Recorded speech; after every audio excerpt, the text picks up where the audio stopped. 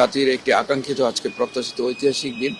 আজকে জনগণের রায়ে যে জনগণের ম্যান্ডেট নিয়ে যে সংসদ, সেই সংসদের আগামীকালকে যাত্রা শুরু করবে। তার আগে সরকারি দলের আজকে মাননীয় প্রধানমন্ত্রীর নেতৃত্বে মিটিং। আমরা যারা সরকারি দলের সদস্য আছি, আমরা জাতির আশা আকাঙ্ক্ষা পূরণে আজকে আমরা আমাদের মাননীয় প্রধানমন্ত্রীর নির্দেশনা পাবো। ইনশাল্লাহ আগামী কালকে যে সংসদটি বসবে, সেই সংসদে জাতির প্রত্যাশা পূরণ হয়।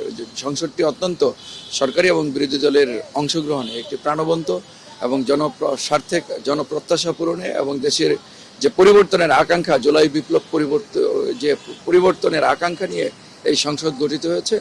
ইনশাল্লাহ সেই জনগণের আশা আকাঙ্ক্ষা পূরণে, এই দেশ গঠনে আমাদের নেতা তারেক রহমান যেরকম বলেছেন যে ওনার দেশ গড়ার একটি মহাপরিকল্পনা রয়েছে, সেই দেশ গড়ার লক্ষ্যে আমরা ইনশাল্লাহ কাজ করব। এবং নির্বাচনে আমাদের যে প্রতিশ্রুতি ছিল, ইশতেহার ছিল, সেটি পূরণে ইতিমধ্যে মাননীয় প্রধানমন্ত্রী কাজ শুরু করেছেন। ইনশাল্লাহ আমরা সবাই মিলে এই দেশটি গড়ার জন্য কাজ করব।